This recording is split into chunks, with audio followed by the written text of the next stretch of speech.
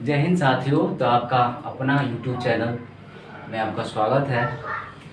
मैं हूँ अजीत कुमार, जो आपको आज पढ़ाऊँगा। बेसिक चीज़ बताऊँगा मैं एपी का, जो क्लास 10th का है, जो चैप्टर 5 से लिया गया है, उसके बेसिक इंट्रोडक्शन हम कराएंगे आपको। तो एपी का first of all full form हमारा हो गया अर्थमेटिक प्रोग्रेशन। अर्थमेटिक प्रोग्रेशन, जिसका हिंदी में बोलते हैं समांतर श्रेणी। समांतर श्रेणी, ठीक है। तो समांतर श्रेणी का मतलब हुआ कि अगर हम किसी संख्या के बारे में बात कर रहे हैं तो उसका जो समांतर श्रेणी में कब कहा जाएगा, एपी में कब कहा जाएगा, अगर कोई डिजिट का डिस्टेंस क्या हो, डिस्टेंस निश्चित संख्या में हो, जैसे 4 हो गया, 8 हो गया, 12 हो गया, डॉट डॉट आपके इन्फिनिटी तक। अगर कोई संख्या जिसका डिस्टेंस एक निश्चित संख्या से है, दूरी उसका निश्चित है, तो उसको हम एपी में बोलेंगे।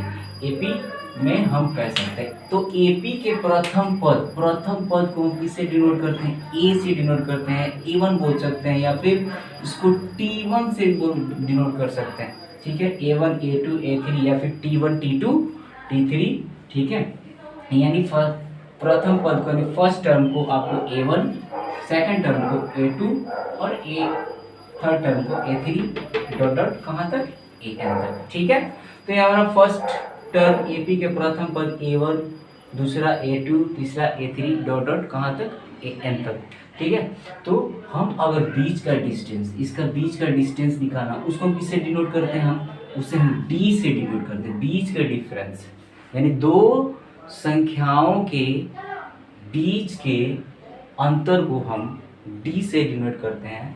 डिफरेंस जिसको बोलते हैं, इसका डिस्टेंस क्या होनी चाहिए, फिक्स होनी चाहिए। जैसे कि मान लीजिए कि इसमें का डिफरेंस क्या है, 4 से 8 में डिफरेंस कितना का, 4 का। 8 से 12 डिफरेंस कितना का, 4 का। अब 12 से इसके बाद वाले नेक्स्ट जो होगा वो क्या, 16 होगा, यानी डिफरेंस कितना का होना चाहिए, 4 का। ये निश्चित अगर डिफरेंस है तो एपी में है, अगर निश्चित डिफरेंस नहीं है तो एपी में नहीं है। तो आगे हम बात करते हैं कि मान लीजिए कि ये डिफरेंस प्रथम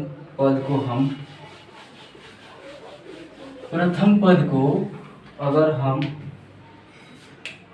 A1 से स्टार्ट करते हैं, सेकंड को A2 से, थर्ड को A3 से, फोर्थ को A4 से, टोटल AN तक। तो AN इक्वल क्या होगा, AN इक्वल, इसको हम कैपिटल लेटर से या स्मॉल लेटर से लिख सकते हैं। AN इक्वल होता है A plus N minus 1 into D। इससे हम AN वाली टर्म निकाल सकते हैं। फॉर एग्जाम्पल्स के लिए मान लीजिए कि अगर कोई प्रथम पद यानी फर्स्ट टर्म की वैल्यू, ए की वैल्यू दिया है कितना, 10, और एन की वैल्यू दिया है कितना, 12, और डी की वैल्यू मान लीजिए कि 4 है। तो हमें क्या निकालनी है, बात करें क्या, एन निकालनी है, यानी कि हम एनवा टर्म निकालेंगे, कितना होगा। तो उसको कैसे निकालेंगे, इस फॉर्मूला को डिनोट करते हैं हम। इसमें क्या होगा, एन इक्वल क्या होता है, एन इक्वल आपको पता है ये वाली फॉर्म होता है। तो n equal a plus n minus 1 into d. तो ए की वैल्यू कितना है, 10, एन की वैल्यू कितना है भाई, 12, और डी की वैल्यू 4 है। तुम निकालेंगे कैसे, अब ये हो गया 10 प्लस 12 में से 1 कम हो गया, कितना हो गया, 11। अब 11 ये ब्रैकेट जो हटेगा तो इसके साथ रिलेशन किस चीज़ की है, मल्टीप्लाई का। तो 11 4 जा 44, और ये 10 54। तो हमारा एन की वैल्यू क्या हो गया, 54, ठीक है। तो सेम एज अगर हम किसी भी डिजिट को मान लीजिए कि हमें ए की वैल्यू दिया है कितना, ए की वैल्यू दिया 5, और बी की वैल्यू दिया है, उसको भी मान लीजिए 5 दिया। अगर कह रहे हैं कि 50वां पद निकाले, यानी ए 50 की वैल्यू निकाले, तो हम इसमें डेकोरेट नहीं करेंगे, डायरेक्ट। अगर आपको स्टैंडर्ड फॉर्म मालूम है, स्टैंडर्ड फॉर्म होगा कैसे, तो मैं आपको बताता हूँ। अगर हमें ये निकालनी है, इसको हम सॉर्ट आउट कर लें। अगर हमको ये निकालनी है कि A50 की वैल्यू निकालें, A50 की वैल्यू निकालना है, A50 का जितना कहे उससे एक कम, कितना, A प्लस 49D, A+49D, कहानी खत्म। आगे आपको ये फॉर्मूला डेकोरेट करने की जरूरत ना हो। अगर आपको A और D की वैल्यू मालूम है और पूछ रहा हो कि A50 बताएं, A100 बताएं, A20 बताएं, तो आप डायरेक्ट जो भी पूछे उससे एक कम, A+49D। अगर 100 पूछे, A+99D, तो हम ऐसे करके निकाल सकते हैं। तो A50 की वैल्यू देखिए, A की वैल्यू 5 है, 49 × 5, अभी कर लीजिए, 9 5 का 45, 20 और 4, 24 टू 45, अब प्लस इसमें ये 5 है ही, ऐड कर लीजिए, 250 होगा।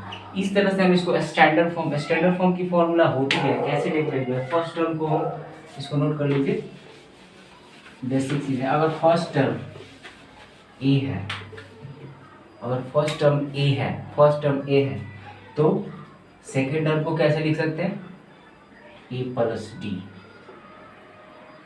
थर्ड टर्म को A+2D, फोर्थ टर्म को A+4D।